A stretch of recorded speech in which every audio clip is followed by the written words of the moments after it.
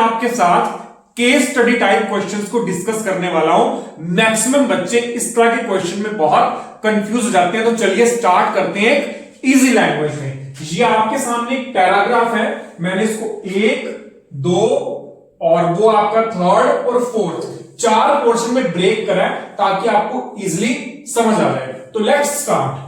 The reserve bank of India cuts repo rate to 4.4%, the lowest in at least 15 year।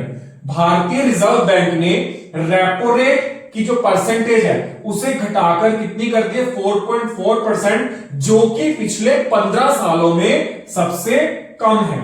Second, also it reduce the CRR maintain by the bank for the first time in over 7 year. इसके अलावा उसने 7 वर्षों से अधिक समय बाद, यानी 7 वर्षों से भी अधिक टाइम के बाद पहली बार बैंक जो CRR मेंटेन करके रखता था उसे भी कम कर दिया।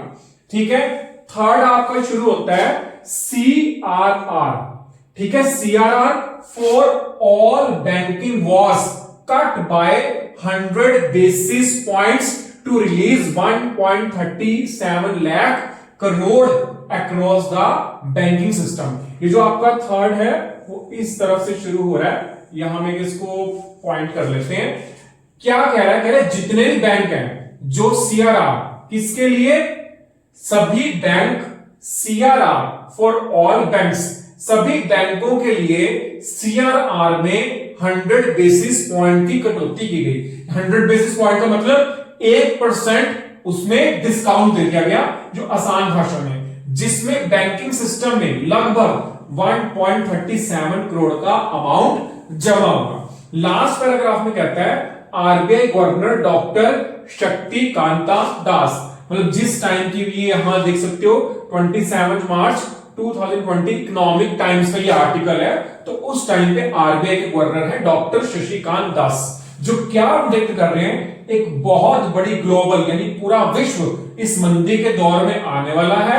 और क्या कहा, said India will not be immune, India भी उससे बचा नहीं रहेगा, लेकिन वहां पे ये क्या डिपेंड करता है कि इंडिया उस सिचुएशन में किस तरह से रिएक्ट करता है, उस हिसाब से उस ग्लोबल रिसेशन का इंडिया के ऊपर इंपैक्ट पड़ेगा। एग्रीगेट डिमांड में वीकन, कमजोर, और ease core inflation. Core inflation का मतलब होता है जिसमें खाने पीने की चीजें और फ्यूल इनको इंक्लूड नहीं किया जाता, ये कम हो जाएंगी। अब यहां पे 2 टूल बताने हैं जो डिफ्लेशन और रिसेशन को इकोनॉमी में कम करें, यानी कि उसको संभाल के रखें। अब ये तो आपको क्लियर हो गया कि पूरा का पूरा चैप्टर हमारा जो कॉन्सेप्ट है वो बैंकिंग केस के ऊपर है, और मेन टूल आपको पता लग ही रहे हैं, एक तो रेपो रेट वर्ड आया, एक CRR। अब सबसे पहले आपको CRR बताऊं, जिसे कैश रिजर्व रेशियो कहते हैं। जितने भी बैंक हैं, हर बैंक को टोटल अमाउंट का कुछ percent reserve bank of India के पास कैश के तौर पे रखना पड़ जाता है। सभी बैंकों को टोटल अमाउंट का कुछ परसेंटेज जो है वो रिजर्व बैंक के पास रखना है। अगर ये डिक्रीज करता है रिजर्व बैंक, तो इससे क्या होगा, पैसा ज्यादा बचा रहेगा और बैंक लोन देने की स्थिति में ज्यादा रहेंगे, दूसरों को इजिली लोन दे पाएंगे, और इसके बढ़ने से, ठीक है, ड्यू टू दिस हमारी इन्वेस्टमेंट बढ़ेगी और रिसेशन हमारा कम हो जाएगा। इसलिए यहां पे CRR को घटाने की बात करी है। दूसरा रेपो रेट क्या है, कहते हैं ये वो रेट ऑफ इंटरेस्ट है जिस पर बैंक RBI से कर्ज लेता है, यानी कोई भी बैंक RBI से लोन ले रहा है, उधार ले रहा है, तो उसके लिए उस बैंक को कुछ इंटरेस्ट पे करना है, तो उस इंटरेस्ट को कम कर दिया है। उससे क्या होगा, इंटरेस्ट के कम करने से खरीदारी वो इंक्रीज हो जाएगी, इन्वेस्टमेंट और डिमांड बढ़ जाएगी, जिससे हम रिसेशन पे, यानी कि जो मंदी का दौर चल रहा है और जो महंगाई है उस पे नियंत्रण कर सकते हैं। ये यहां पे 2 टूल है, इनका हमने यूज करा इस पैराग्राफ के अंदर।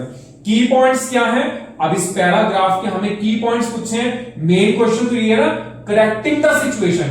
करेक्टिंग करने के लिए पहले आप ये बताओगे कि क्या क्या मेन बेसिक है। आरबीआई ने रेपो रेट को डिक्रीज करा, डिक्रीज करने से क्या होगा, बैंक चीप लोन ले और लोगों व कंपनियों को सस्ता लोन मिलेगा, उसको सस्ता मिलेगा, वो आगे लोन भी सस्ता प्रोवाइड कराएगा। सीआरआर कैश रिजर्व रेशियो के डिक्रीज होने से बैंक के पास पैसे ज्यादा आएंगे और वो लोन दे सकेंगे। इनके बढ़ने से ड्यू टू दिस, यानी कि ये वाली जो परिस्थिति, जो पैसे वगैरह जब ज्यादा बढ़ेंगे तो क्या होगा, कह रहे हैं मनी की क्वांटिटी और इन्वेस्टमेंट एंड एक्सपेंसेस एक्सटेंड हो जाएंगे। आई होप कि आपको ये कॉन्सेप्ट अच्छे से क्लियर होगा। सबसे पहले आपको यही चीज में ध्यान रखना है कि आपको मेन कंटेंट को हाईलाइट कर लेना है। जैसे इसके अंदर हमारा मेन पोर्शन यहां पे जैसे रेपो रेट आ रहा है, तो आपको इसका मतलब क्लियर होना चाहिए कि रेपो रेट क्या है। दूसरा यहां पे एक पॉइंट आया सीआरआर, क्योंकि पूरा पैराग्राफ आप पढ़ के देखो, इन दो चीजों पे कोई भी आपको इस तरह की केस स्टडी या पैराग्राफ टाइप क्वेश्चन आता है, उसमें एक ना एक की पॉइंट जरूर, एक नहीं तो दो हाईलाइट जरूर होंगे, जहां से आपको एकदम से क्लियर हो जाएगा कि मुझे इसमें पूछा क्या गया है, आपको सारी चीजें क्लियर हो जाएंगी। आई होप कि आपको अच्छे समझ आ गया होगा। नेक्स्ट वीडियो में नए कंटेंट के साथ, नए टॉपिक के साथ मिलेंगे। तब तक के लिए स्वस्थ रहिए, मस्त रहिए, अपना ख्याल रखिए, खुश रहिए, हंसते रहिए और हंसाते रहिए।